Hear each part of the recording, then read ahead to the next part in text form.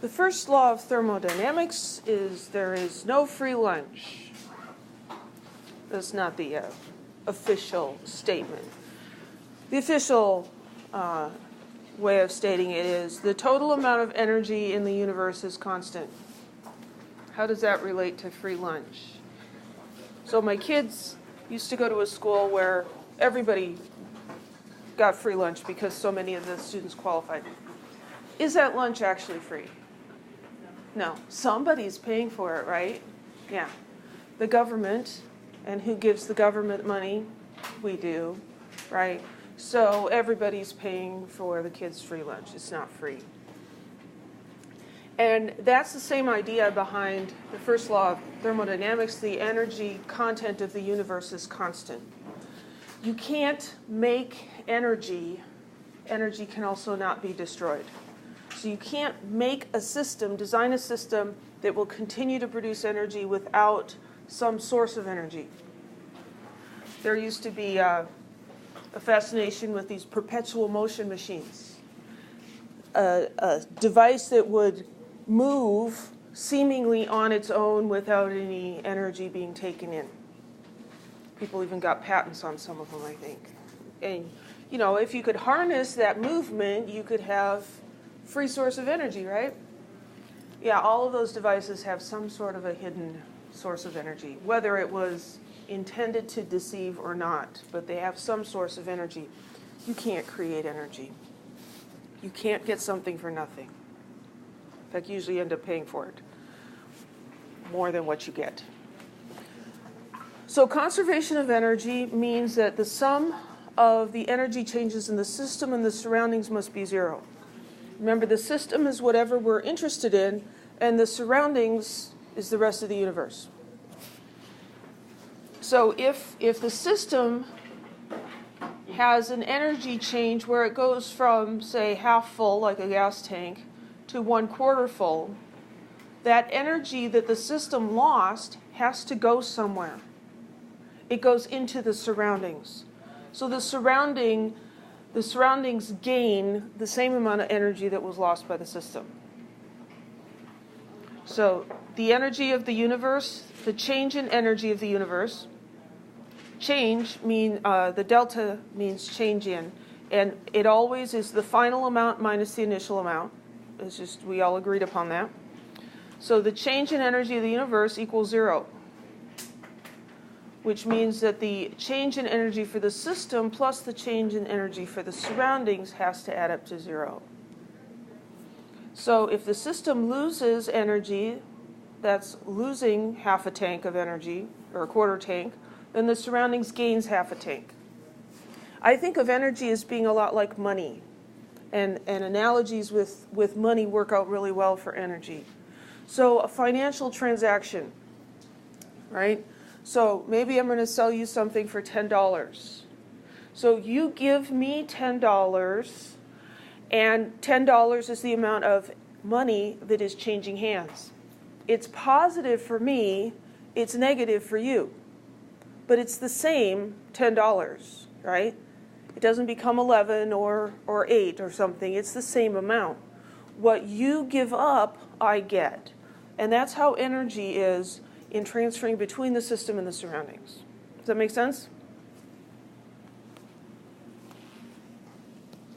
So the internal energy, so that's symbolized with a capital E. Internal energy is defined as the sum of the kinetic and potential energies of all the particles that compose the system. Whatever we define as the system, the internal energy of that is all the forms of energy, both kinetic and potential, that has. Well, that's a little bit hard to measure because where is zero? And so instead of measuring absolute quantity, we measure changes in energy. So the change in energy, the internal energy of a system, only depends on the amount at the beginning and the amount at the end. It doesn't matter how that happened. And that's called a state function. A state function is a mathematical function whose result only depends on the initial and final conditions. It does not depend on the process used. So we can say that delta E is E final minus E initial. The internal energy at the end minus the internal energy at the beginning. That's the change in internal energy. When we're talking about a chemical reaction, the change in internal energy of that reaction is equal to the energy of the products minus the energy of the reactants, because the products are the final and the reactants are the initial. So let's look a little further at state functions. So if we imagine climbing a mountain, so here's a mountain and we're supposed to get to the top of this. Funny story, my son is a senior in high school and he's got this badly broken hand. And so they had the senior boys retreat, and it's out at this ranch in Cambria, and it's really fun and everything, and there's big hills around. So they have this competition to see who can get to the top of this particular hill the fastest, and the winner gets a $100 bill. So my son went out and scouted it out the night before, and he won with his broken hand. It's just, dude, he came home and the grin on his face. He showed me that $100 bill. He was pretty pumped about that. But you can imagine trying to get to the top of this hill, and you could go straight up the side, which is what I think Tommy did, or you could take this windy path where the elevation is not as steep, right? It's easier to walk up, but it's going to take you longer, right? You're going to travel farther. So here you're going to go 12 miles. If you go straight up, it's 5 miles. The hill they climbed wasn't that big. So the distance traveled, the distance that you walk, depends on which path you take, right? But the difference in elevation from where you started, everybody started at an elevation of 0 feet. Everybody ends up at 10,000 feet. The difference in elevation is the same regardless of how you got there. That is a state function. Does that make sense? The distance that you hiked is not a state function. That depends on which path you took. But the change in the elevation from the beginning to the end is a state function. It doesn't depend on how you got there. You could have taken a helicopter to the top, right? You could have launched yourself in a rocket and gone way up and then come back down, right? But the final elevation minus the initial elevation is the same regardless of how you got there. That's what a state function is. And changes in energy are like that. Doesn't matter how you get there. And that'll be important later. One of the challenging things about chemistry is that so many of these things are abstract. We're talking about energy changes, and you can't see that, and it's just hard to get straight. And I totally get that because I'm a visual person. I need to be able to see stuff. And if it's not something I can actually see, I will make up pictures in my mind. I have all these imagined pictures of what the atoms and stuff are doing. It's probably a good thing that nobody can see what I'm seeing in my head. But we use diagrams. An energy diagram helps us to visualize and communicate to each other what's going on with the energy changes that we can't see. So going up, we say that the internal energy of that reaction or system is increasing. And that's how we graph things in math, Going up the y-axis is increasing. So this is increasing. So for this reaction, we have carbon dioxide decomposing into carbon and oxygen. So the reactant is carbon dioxide. The reactant here has a low internal energy with respect to the products. The products, carbon and oxygen, have higher internal energy. Now, there's no way you would know that just by looking at this, but I'm telling you. So here, the products are higher in energy than the reactants. So the change in energy is the final energy minus the initial energy. That's going to be a positive number. You okay with that? Because this is higher, we take the final minus the initial, and so the change in energy is greater than 0. It's a positive number. Well, how did it gain energy? The energy has to come from somewhere. In these sorts of discussions, there are two places. There's the system, and there's everything else, and we call that the surroundings. So if the system is gaining energy, increasing in energy, that energy has to be coming from the surroundings. Okay? It's a little bit like maybe Nintendo selling games, right? So Nintendo is taking in all this money. Where's it coming from? People. It doesn't necessarily have to come from one person, but it's everybody but Nintendo, right? It's coming in from the surroundings, the rest of the universe, sending money to Nintendo. I don't know why I thought of Nintendo, but my kids are fans. So the system is gaining energy. The surroundings are losing the same amount of energy. So the change in energy for the surroundings is negative. It's less than zero. And the sign on energy corresponds to how we think about money. If money comes into your account, does that show up as a positive or a negative transaction? It's positive, right? And if money leaves your account, it's marked as negative. So here, energy is leaving the surroundings, and so that's negative. Energy is coming into the system, and so that's positive. The other direction here, this is the same chemical reaction, but going the other way. Here we have carbon and oxygen combining to form carbon dioxide. So carbon and oxygen still, as elements, have higher internal energy than carbon dioxide does, just because that's how it is. So in this reaction where we're starting here and going there, the change in energy is the final energy minus the initial. Because we're subtracting a larger number from a smaller number, we're going to end up with a negative number, less than zero, right? So the change in energy for the system is negative. It's losing energy. Where does the energy go? There's only one other place. It's the rest of the universe, right? So it goes out into the surroundings somewhere. At this point, we don't care where in the surroundings. It's just not in the system anymore. So the system has a negative change in energy. That energy goes into the surroundings. The surroundings has a positive. Any questions? So energy flowing out of the system, it has to go into the surroundings. So then for the system, delta E is negative, and for the surroundings, delta E is positive. So the value, the magnitude of the change in energy is the same, but the sign is different. So delta E for the surroundings is equal to delta E for the system, but opposite in sign. And so we come up with this equation. So it's like transferring money between your checking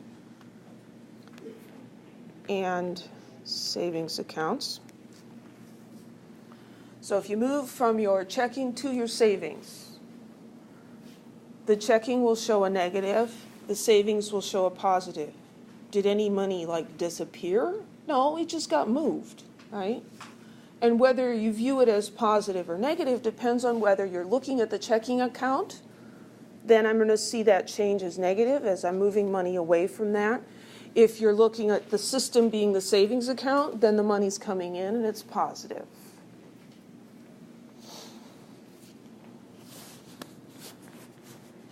So energy can be transferred between system and surroundings. How does that happen? There are two ways that happens. One is heat and the other is work. Heat and work are not state functions. They do depend on the process. The change in internal energy for something is equal to the heat plus the work. So these together, when you add them together, we get a change in energy that's a state function, but each of these does depend on the path. So for heat is that transfer of energy due to difference in temperature.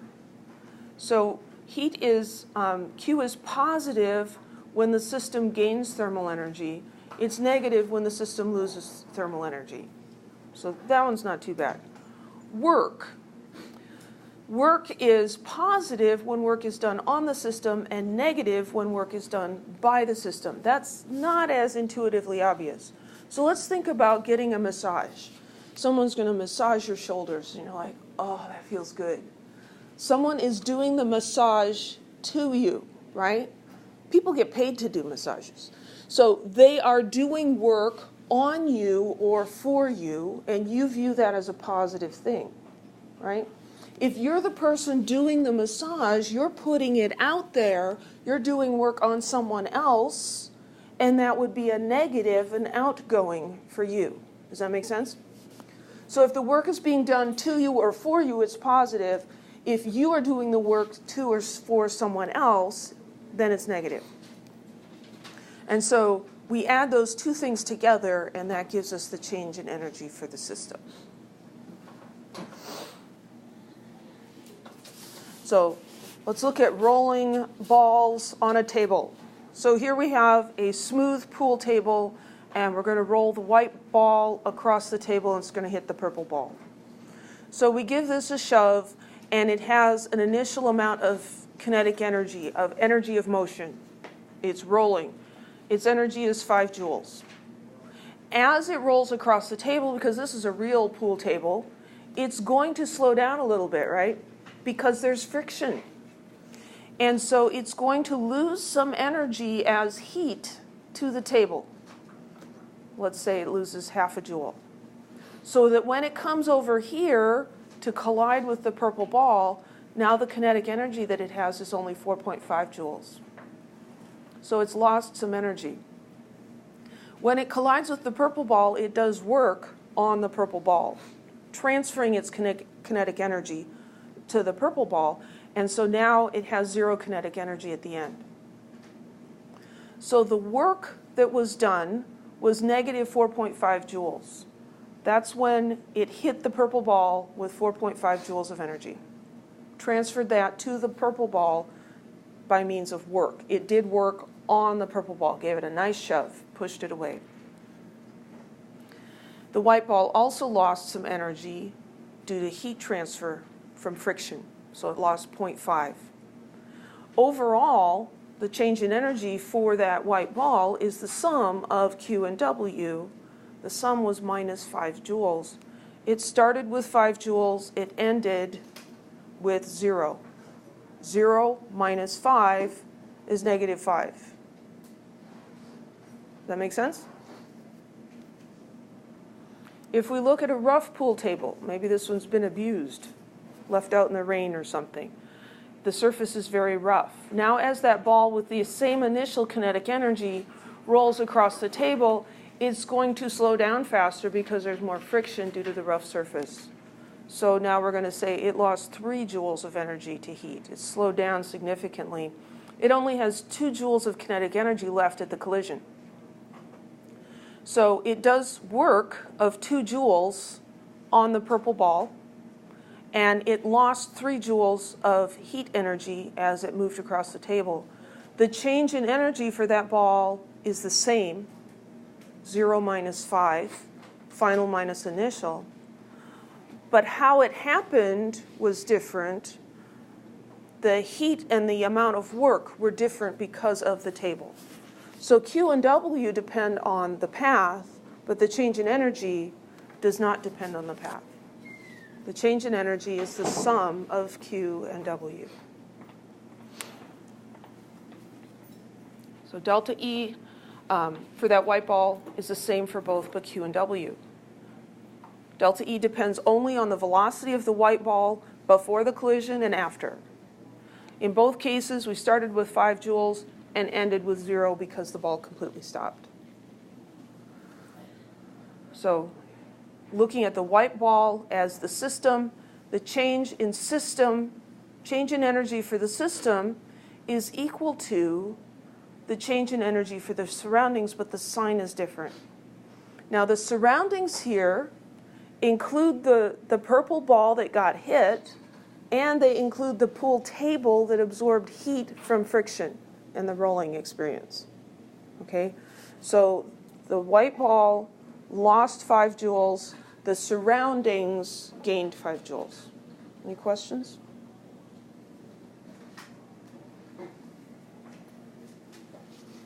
Heat is a transfer of thermal energy between a system and a surroundings, as happens when there's a difference in temperature. We understand how this works because we can observe things happening. Can't think of an analogy right off the top of my head right now. Temperature is a measure of the thermal energy. Heat is the transfer of thermal energy. Temperature measures the thermal energy. Heat will flow from high temperature to low temperature until both of those objects have the same temperature, and we call that thermal equilibrium. So if you put, it's boring, but a hot block of metal into a bowl of cold water, the hot metal is going to transfer energy as heat to the cold water. The water is going to absorb that. That transfer will continue, and if you come back an hour later and compare the temperature of the metal and the temperature of the water, what will you find? They'll be the same, right? It's not that the metal will have gotten hotter and the water will have gotten colder, or that the heat transfer will continue until the water's hot and the metal's cold. That would be weird, huh? It can't just stay the same either, because heat happens. If there's a temperature difference, heat's going to flow. We can slow it down by insulating things. You know, I've got a double-walled cup, and that slows down the heat transfer of the surroundings into my drink, but there is still heat transfer.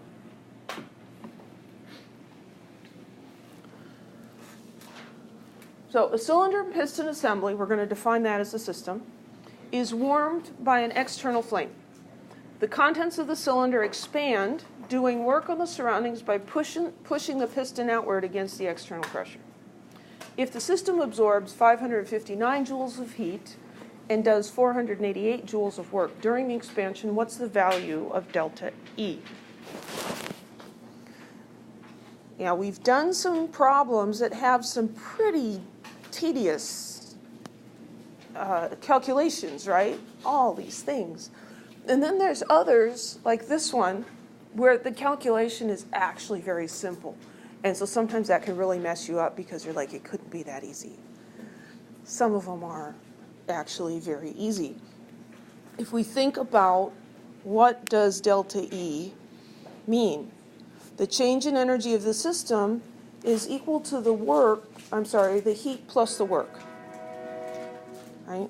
When energy is transferred from one thing to another, it can happen by heat and or work. And so you put both of them together, and that's the change. So what we need to do is identify what these numbers are. So it's saying it absorbs 559 joules of heat. So heat is Q, 559 joules. When we talk about an amount of energy with words, we usually don't put plus and minus signs on there. If I ask you how much you paid for those cool shoes that you've got, and you say, I paid $50, well, your bank account lost $50. Why don't you say, I paid negative $50 for that? Because when you say pay, that tells us the direction the money went. You know, if I received the money, I would still say $50. We use the words to communicate the direction. And so that happens with energy as well.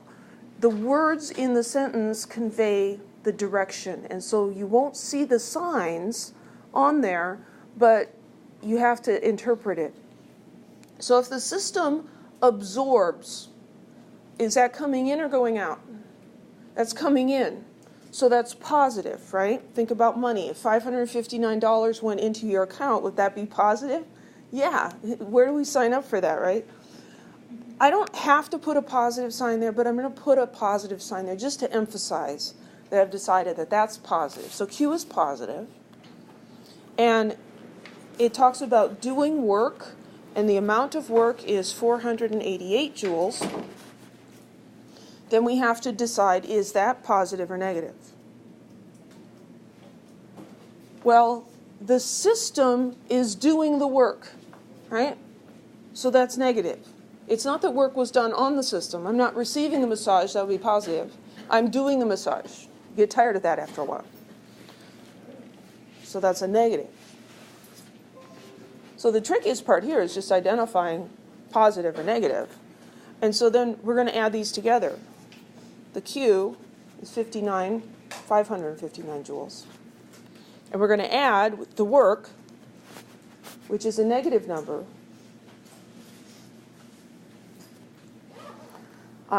Some students have weird glitches when it comes to doing things like this, just adding and subtracting positive and negative numbers. Trust your calculator. This isn't, elementary school math where they didn't like you to do that and called it cheating. So 559 plus negative 488, 71. So the change in energy for the system is 71 joules. That's a positive number, so the system gained energy. Any questions?